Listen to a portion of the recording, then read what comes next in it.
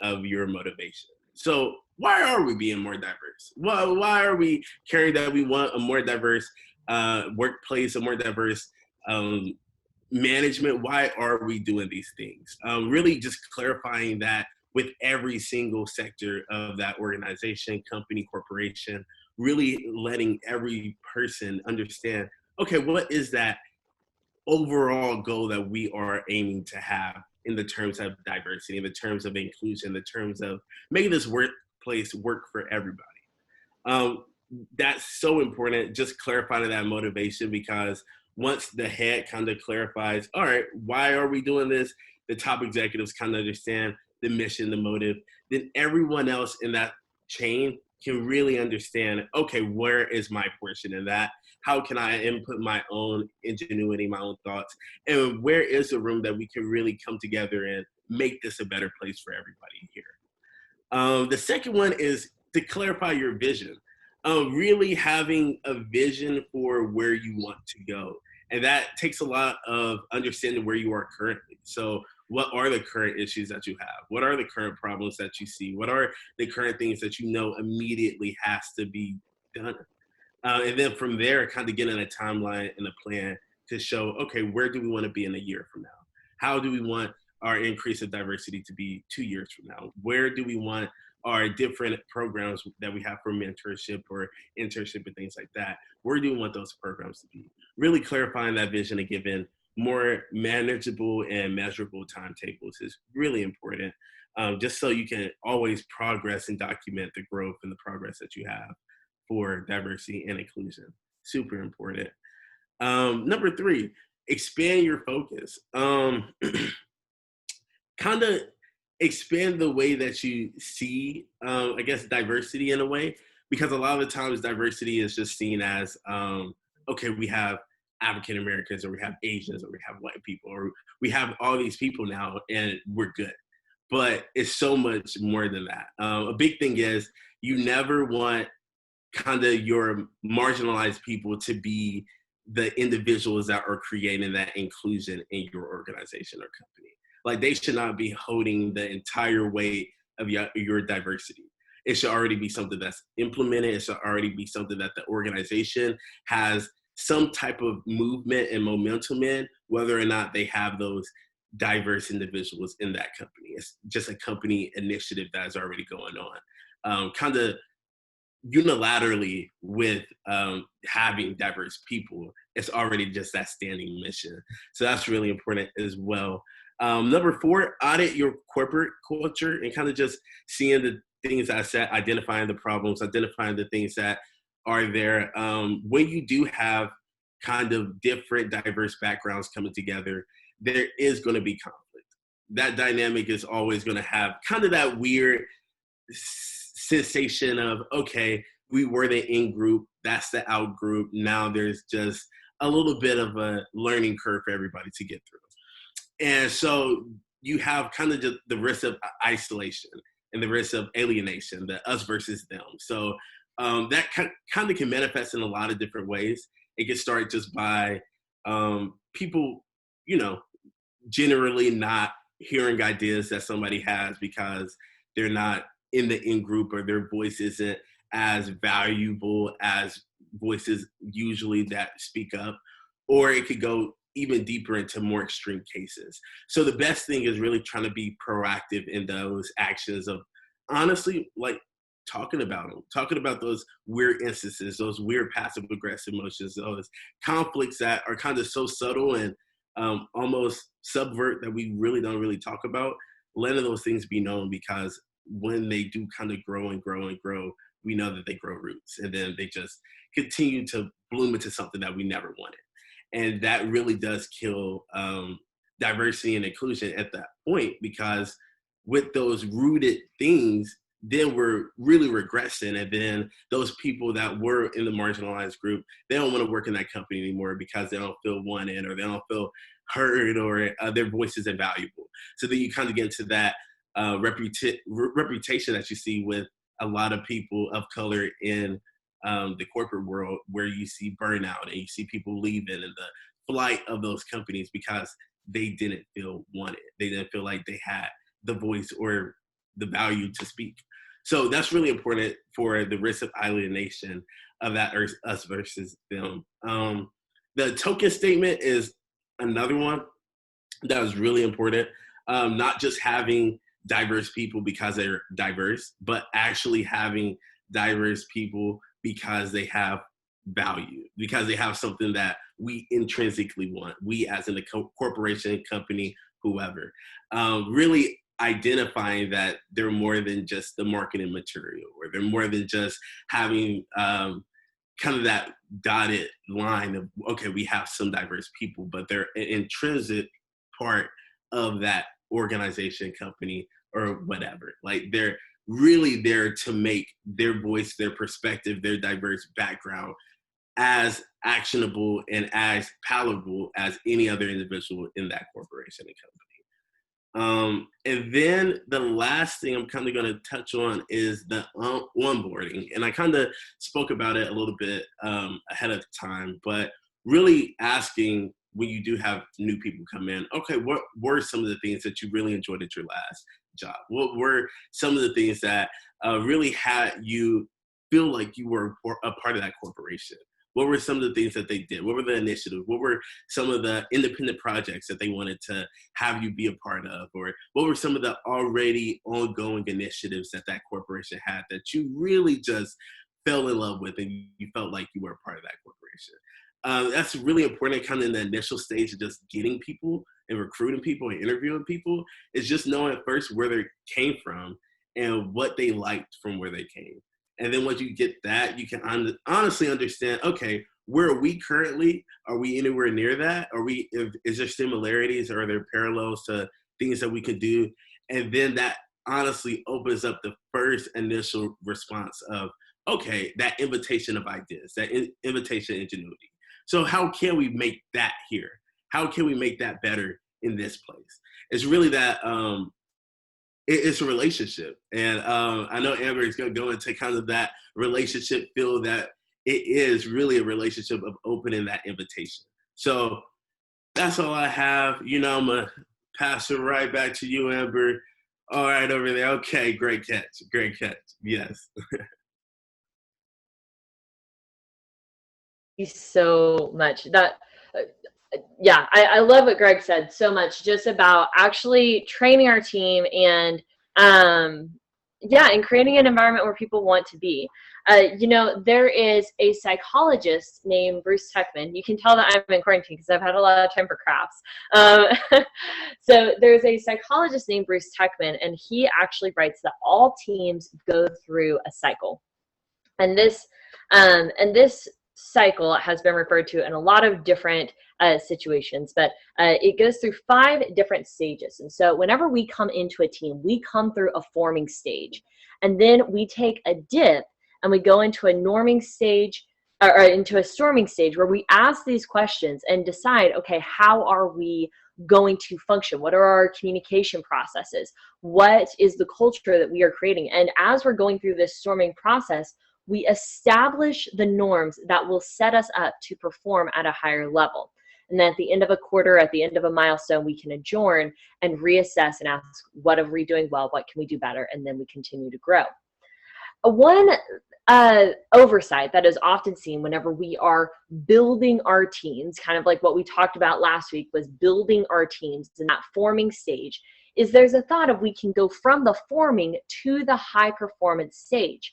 But the reality is that whenever we form as a team, we actually do take a slight dip in performance as we're asking ourselves the meaningful questions and building those relationships. And this is storming in relationships, storming in processes to establish those norms. And this season will actually catapult us to a higher level.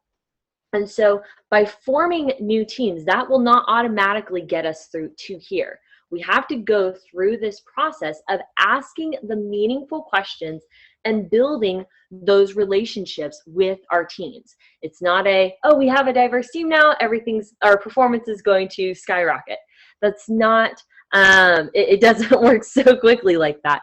We actually have to acknowledge that there more than likely is going to be a dip as we are asking these questions. And this happens in really any team that we're building, but especially in more diverse teams. Because in this scenario, we actually have people that are coming from different backgrounds, they have different ideas, different insights, and so that storming process can actually be really more rich, and you can have really powerful conversations. The reality is that greater diversity can lead to more conflict. You're having different ideas, you're having different approaches, it can lead to more conflict. But it can also lead to more conversation over complacency. I'll say that again. Greater diversity can lead to more conflict. It can also lead to greater conversation over complacency. And this is really what we want within teams. We want to be having those powerful conversations in that adjourning stage and in that storming stage to really engage in those variety of different insights and experiences and backgrounds to establish richer norms, better norms, so that we can perform at a higher level. And so keeping that in mind, it's not a forming to performing stage. There is going to be an opportunity to take a dip and ask those powerful questions that can catapult you into higher performance. Now, there's a couple things that we really need to be aware of and intentional about whenever we are engaging in these conversations. See, we don't want to create an opportunity that will probably have more conversations over complacency and not equip our team and train our team to truly engage in those conversations. See, it's important to be mindful of, I'm going to give you two psychology terms called the false consensus effect. And that simply just states that we believe that our beliefs, or we assume that our beliefs are characteristics, ideas, actions, and personal characteristics are relatively widespread throughout the general population. And so the norms that we assume within the team can actually be challenged in that storming phase and say, this isn't the only way to engage within this ideation process or our approaches within our teams. And so really engaging in that storming process and being aware of the false consensus effect is really powerful. See, whenever we make these assumptions about the assumed norms, it actually can be very detrimental in catapulting us to that high performance level. And so, whenever we have these conversations, the second psychology term I'm going to share with you is the fundamental attribution error. Now, the fundamental attribution error really is just a statement that says that we judge other people by their behavior while we judge ourselves by our actions. And we see this really all the time. We see this whenever we're driving the car. We see somebody driving and they cut us off and automatically they are the worst driver. They need to be ticketed. We need to take away their license. What are they thinking? They're totally inconsiderate of other people on the road. But whenever we have to cut somebody off, we didn't know that the exit was coming up. We didn't realize that we needed to change lanes. And we start looking at our intentions while we judge other people by their actions. And while that might be a little bit of a more silly example, we see this on a powerful level within our workplaces and within our work teams. In fact, a few months ago, I was working with a team that there was a person that would come to meetings and was oftentimes seen as abrupt and sometimes even abrasive. A few even said malicious. And so, keeping in mind the fundamental attribution error, rather than coming and immediately reprimanding the man, we actually began asking the questions. What was your intent? What were you trying to convey? Was there a mishap in communication intentions? And in fact, the man was intending to be, he was trying to be passionate, trying to be persuasive. And so, in this scenario, there actually was a disconnect between the behavior, the intended behavior, and the perceived behavior. And so we actually were able to come at this conversation from more of a position of understanding and of coaching. And so rather than making that assumption, we simply began asking questions. And especially as you're working with different cultures, you're working in more diverse teams, it's so easy to make those assumptions and not be aware of the fundamental attribution error. And so whenever we encounter teams, whenever we are working with our teams, and we see those slight differences, it's important that we ask questions and ask really powerful questions about people's intent. What are you trying to do? What is the best? Can you explain this to me? Can you help me to understand? And really come at it from a point of curiosity. It can be very easy whenever we're asking these questions to want to go into a teaching way. Well, let me teach you how I think you're supposed to do this. But that's not how we gain understanding. In fact, author Stephen Covey, he writes that first we must seek to understand before we seek to be understood. And so not just asking these questions, but truly checking your heart and checking your intent behind asking those questions. So are we coming at these conversations from a point of curiosity and actual learning to increase understanding within our teams? Now, right now in this unique time of being in quarantine and being in remote teams, it's very, very important that we take the time to actually set aside intentional time for relationship building. Set forth a platform for these questions to be asked. Sometimes people have questions that they want to bring up to individuals or to the team, or statements that really want to be communicated, but they don't have a platform or don't know where to communicate that. And so actually creating a space for those conversations are really, really critical. Now, whenever we talked a little bit about how greater diversity can lead to more conflict and conversations over complacency, again, we didn't just want to create an environment that would have more conflict and not equip our teams to be prepared to have those conversations. And so what I do whenever I come into a new team, whenever we take on a new client, whenever we engage in new projects, we have proactive conversations. Now, whenever we have these proactive conversations, we first look at the team dynamics. And so we take an assessment of the team dynamics and we ask ourselves, at some point in this project, at some point in this working relationship, at some point in the course of our time working together, there's going to be conflict. There's going to be tension and there's going to be heat. And so while the emotions are low now, let us proactively discuss how we're going to handle those situations. Now, this is more in depth than, well, if there's a problem, then just bring it up. No, we want to actually create a game plan of how that conversation is going to go. And this does two really powerful things. First, it sets an expectation for conflict. It sets an expectation for powerful storming within your team. Oftentimes, people don't want to bring up tension or bring up misunderstandings because we don't want to admit that tension is there. We don't want to admit that it exists. But by having a proactive conversation, we're saying not only does it happen, we are expecting it to happen. This is an expectation of healthy conflict happens within healthy teams. And we want to be able to engage in these conversations.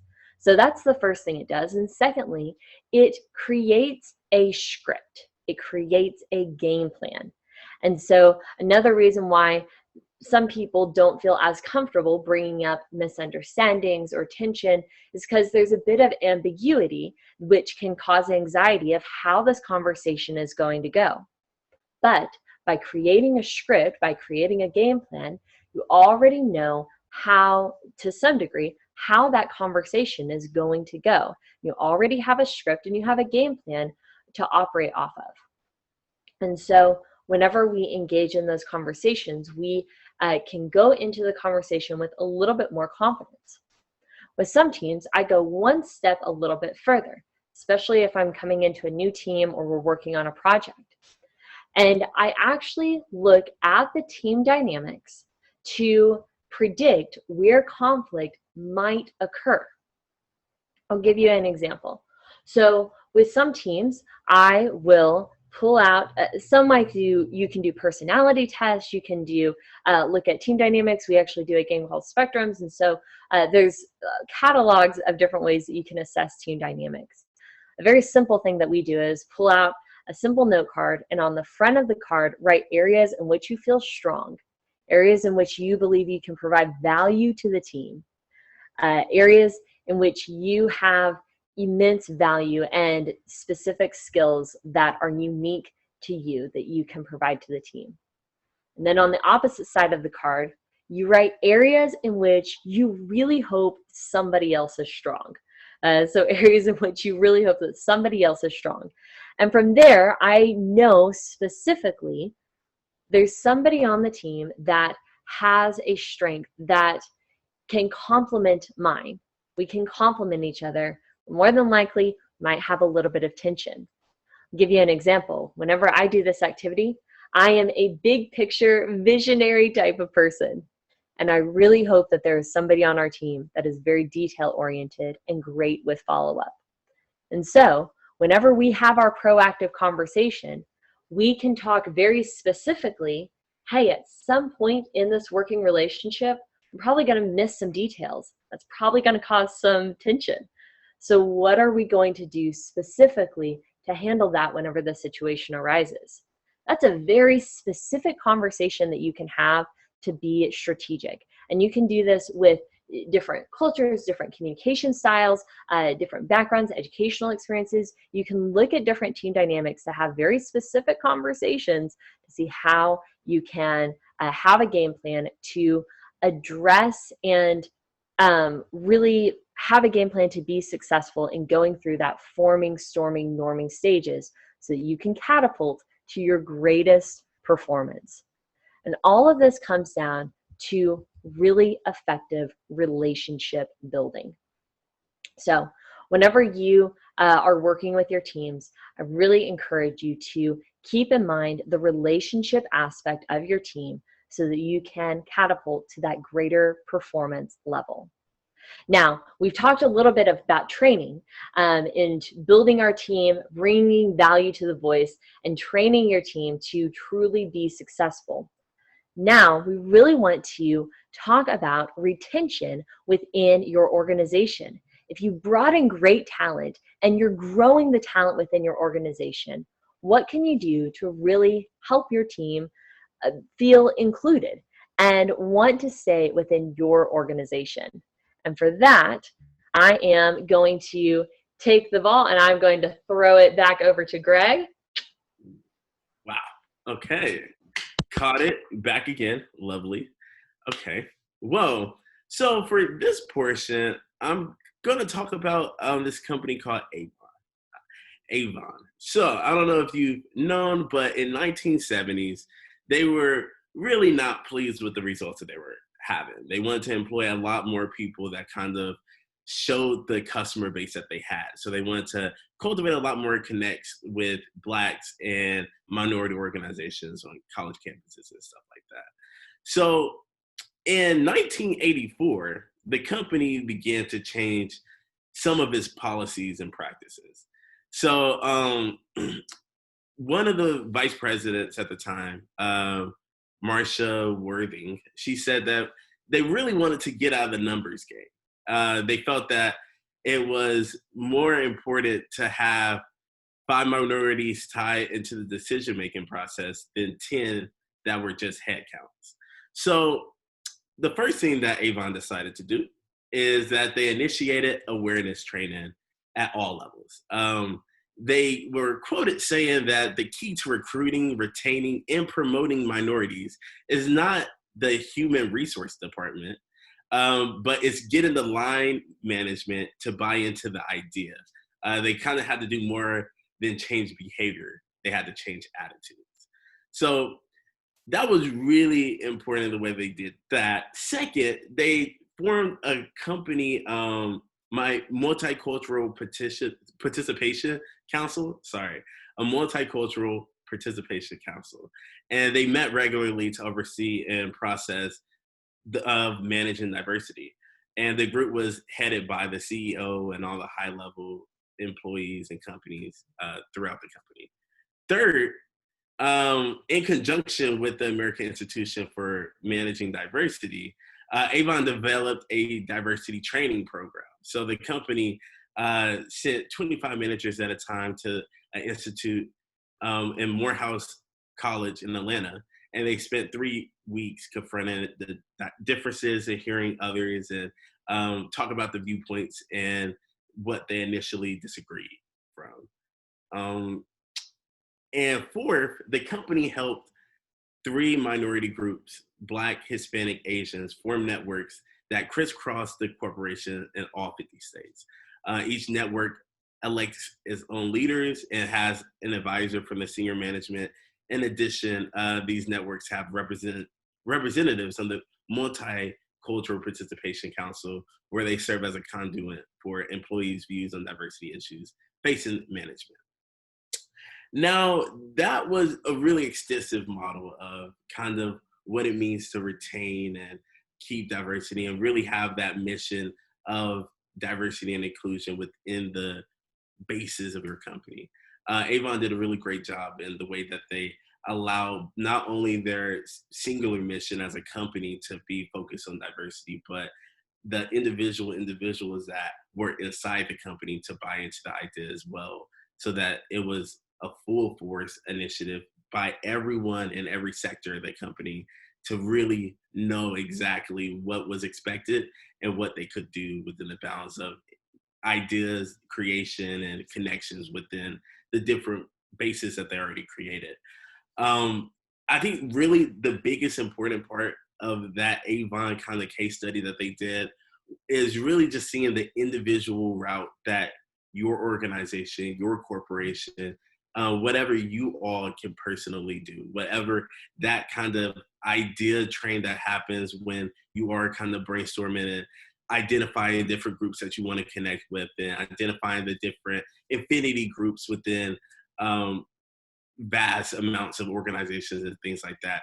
Really narrow down and kind of going back to my first point, clarifying that vision, clarifying exactly what is our motivation. Why are we going into these groups? Why are we wanting this community outreach? What is that result? What is the outcome? Really just being methodical and intentional about every single connection that you make, because it really does add up and it really is important. And it's important not only to the action of just doing it, but it's important to the retainment of your staff and the understanding of where you are going to be in the future. So those are just really, really important things to kind of just think about. The biggest thing is nobody has diversity and inclusion figured out. Nobody has all like the concrete way of exactly how to do it. It's really just hearing from your people, being as open as transparent as possible, and the authenticity about it. That's really what comes across. Authenticity is something that you can definitely just see through a mile away. So that's so important to just go with. And then with mentorships and pipelines and the internships and things like that, really kind of having somewhat of a system in place to add that mobility within your place internally, whether that's your organization, corporation, whatever it is, adding that mobility that you have marginalized people coming through from internships and apprenticeships and mentorships within that corporation and talking to them about the mobility that is available for them post that opportunity. So whether talking to them what they have to do to get to that next position for a full position there, or just really networking with targeted individuals to honestly build that pipeline for your own organization. A lot of it is internally. Once you kind of have that internal standard of, we have marginalized individuals within our pipeline of hiring, our pipeline of training, our pipeline of just resources, that every single part of your corporation kind of reflects that. You start to see the mobility of those interns going from entry position to junior management, senior management to executive. So you really do see that mobility within it as well. So pipelines are really integral for those college partnering programs that I really do hope many people decide to do, to add in that adjective of having marginalized people just be aware of what's out there, the information, the resources, and the financial stability of it as well. So with that, growing your talent is really inside portion, internal, but then it's external as well. Always having that outside outreach that you are continuously doing to make sure that that pipeline is just as genuine as it is inside as it is outside. So kind of just being aligned and congruent with the message and the vision that you all plan together for inclusion and diversity. Yeah. Okay. Incredible. Well, I guess I asked a question I kind of missed and didn't ask the first time. And this is kind of going to be an open floor. Feel free to type in the chat or unmute yourself or anything like that. But what are some ways that we can be more inclusive when it comes to people in the organization? Kind of just want to throw that question out, see what kind of response we'll get.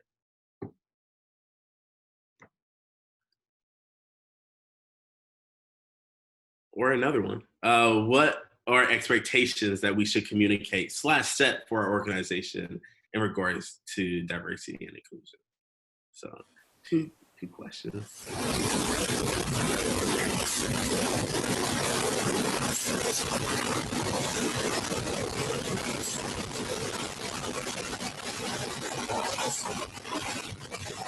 Most of the answers today.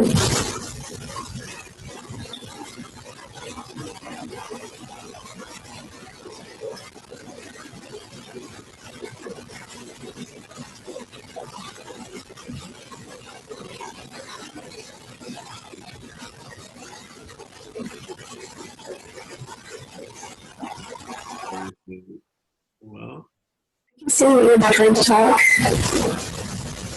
So what?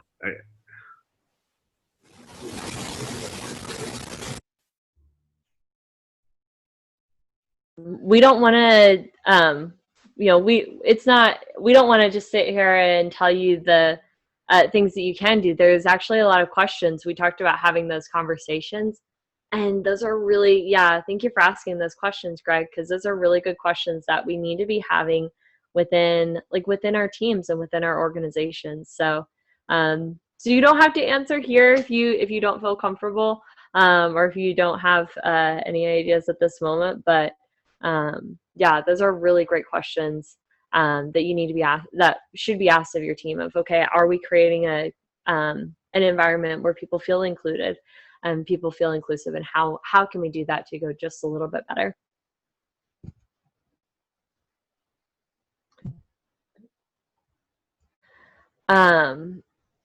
Those are some really great questions.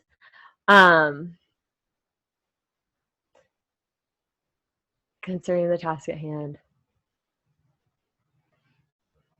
Yeah. I love what you said, about how inclusion is not an option. Inclusion is not, we want people to feel welcomed and feel comfortable in the place that they are working, or in the place where they are, and in their organization. And by setting forth those expectations, we actually can create an environment that is our greatest retention effort. So it's where people actually feel comfortable. And so setting expectations for inclusion was actually my first idea on retention efforts for building a more diverse team. And so setting those expectations really from day one. So we talked a little bit about the dating process or the actual recruitment process of having people come into the organization and beginning that conversation in the recruitment process of how we are an inclusive, or we really seek and try to be a very inclusive environment and have a place where people can feel comfortable. And setting those expectations from day one and then reiterating that over over the course of employment or over the course of being a part of the organization is so critical. And communication is more than just words. It's more than just saying, oh yeah, we are creating an inclusive environment. It actually comes from the actions that we take as well. And so it could be the conversations that we're having and the statements that we are making, but it also could be actually celebrating diversity. So celebrating different holidays, celebrating things that are important and milestones that are important to a variety of people within your team. So I actually used to live in India, and I'm pretty sure we celebrated every single religious holiday known to man because we had a variety of people in our team, and it was, even though it may not have been something that I celebrated within my faith, it was something that was important to other people within our team, and we wanted to celebrate with them, and we wanted to celebrate with them, and we knew that it was important to them, and so we wanted to celebrate that. And so it comes from a sense of acknowledgement, and then there's a sense of, again, asking those questions. So if you're wanting to have even bringing in food for to celebrate, asking the questions of any dietary restrictions is so critical. I mean, that can be for health reasons, it could be for religious reasons. Asking about dietary restrictions is a really simple question that we can ask to be inclusive within our teams. And so it really comes from behavior like that we can use within our team, that we can do within our team to acknowledge and really celebrate the variety within our teams. And we're just a question from Luke. Yeah, exactly. It looks like we have, some comments. Yeah, regularly check in with teammates, ask what's going on, make people feel heard. Setting norms around, relationships and conflict. Any recommendations on how to get team leaders on board with planning conflict DEI combos? So honestly, having a proactive conversation, it is so much easier to have a proactive conversation than having to repair, kind of what you said, repairing those conversations or having to backtrack. And generally, whenever I'm having a conversation like this with a leadership team or getting the team on board with this, it's really more of a conversation of, hey, by having this, it's not a long conversation, maybe 5-10 minutes, honestly. It can go longer, but it can be very quick. And so saying, hey, we're going to have this quick conversation, lay the groundwork so that we can perform at a higher level. I do use Tuckman's model quite a bit and include proactive conversations in that storming model. So yeah, it's really, there's such a great return on investment in that short conversation by laying those expectations. So we also have a question from Luke. Yeah, that's something that I do. Oh, can you hear me? So we have a question from Luke. How do you recommend a junior staff member having the confidence to explain to a senior staff member that they made a remark that was uncomfortable, specifically around assumption of someone's identity based on their last name?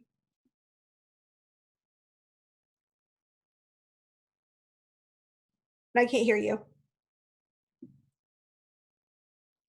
can you hear me now? Yes. Yeah, that is, I'm sorry that happened. Honestly, that is unfortunate. Honestly, going up and letting people know, sometimes people don't know what is being done, and so sometimes it's really acting out of ignorance. And so coming at those conversations of letting people know, like, hey, I, you know, um, this was a behavior that made me feel uncomfortable, and just actually coming at it from a point of building understanding. I think that checking your intent and yeah, looking at your intent and your heart whenever you come at these conversations to actually come at from a point of empathy is really, really important. And so it's really not even so much, what is said, it needs to be addressed and letting people know, but really coming at a point of empathy and education, rather than a getting on to someone, like, hey, don't do that, but actually, okay, let's build that understanding and have that conversation. That's my insight. Greg, do you have anything different that you would say? Honestly, very much the same. I believe that kind of having that universal idea of what is acceptable and what isn't, and kind of have that clarifying bounds of what the corporation or company deems as good or bad, and establishing those pathways of communication is very, very needed. So even if you are kind of the first one to say something like that, it should really be bounded in that corporation's ability to receive that kind of criticism and to be able to adequately or be receptive to it. And if they don't, then that definitely shows kind of the fallibility of their inclusion and diversity that they speak to have. So definitely, I would say kind of always, like, if you do have an issue, always speak up about it, and never kind of hold it back or just sit with it or feel as though that you don't have a voice or that you're not valued in that moment, because obviously that's going to disrupt your performance and the way that you talk to other people, and it has a compound effect. It really does. So really just getting that out in the open, and kind of just seeing how the reception is. I feel like is key not only for them to know, but especially yourself and kind of the way that you interact with those individuals. So that's what I'm I gonna have. I'm gonna throw something in there. Also, I deal with stuff like this quite often. It helps me to find someone who understands the person that I have the issue with and to talk through with them, how do you think I should best approach them? And use that person as kind of a sounding board before I go approach. And then there's been times where they volunteered to be kind of a mediator on my behalf when they know that it's been something. I'm 4'10", so I get treated like a child or overlooked a lot. And so on the rare occasion where I get somebody who doesn't seem to get it, then I've had somebody step in and kind of help mediate that with me. And it's helped quite a bit.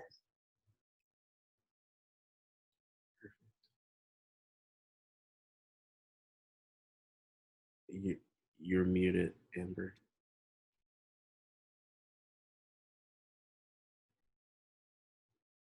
You're still muted. I think that the last thing, kind of in tandem, thank you so much for sharing that. That was really good insight.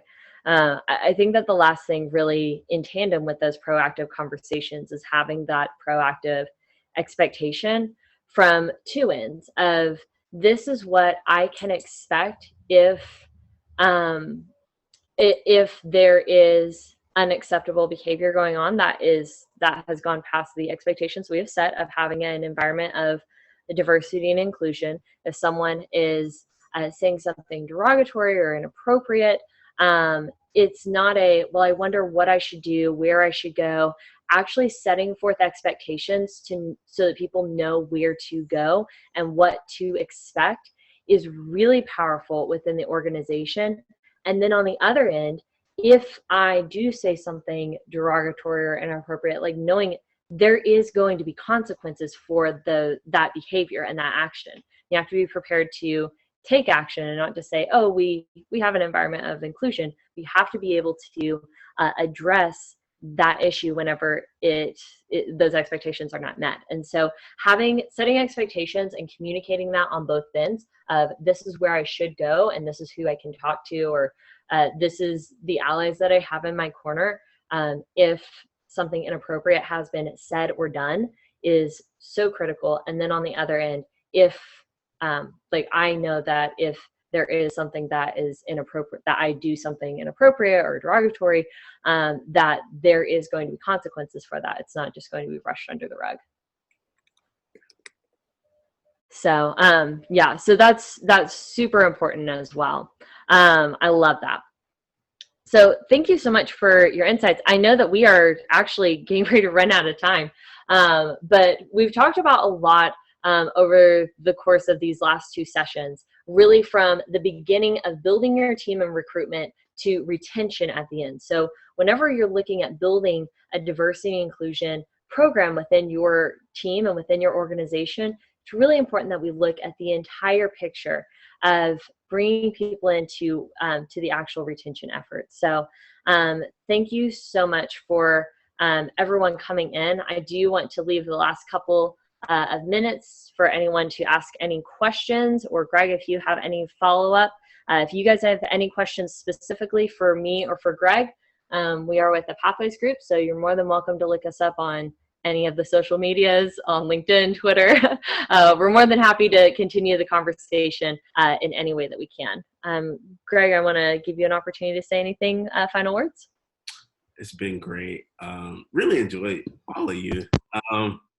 It's been a great time. I hope you got something from what we've been speaking about. So really enjoy everyone and appreciate it. Thank you.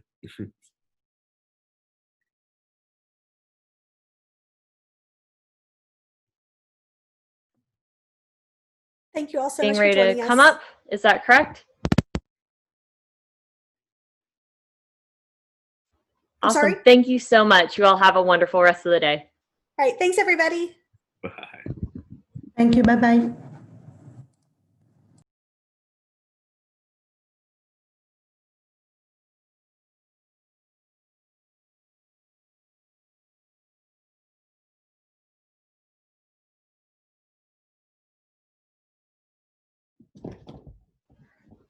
Great. Thank you, Amber. I appreciate you. Oh, you muted again.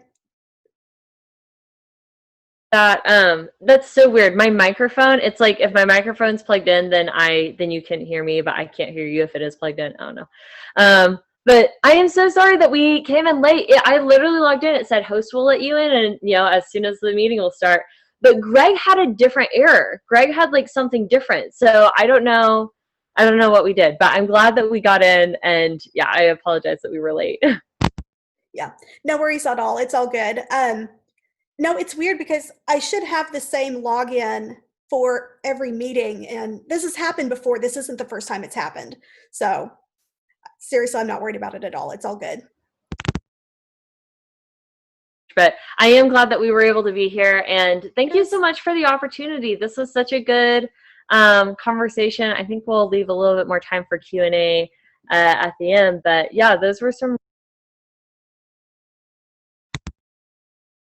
That's all good. And then I've had a couple people who have reached out for tips that we could share in like document form, and I was like, yes, we will get something to you. So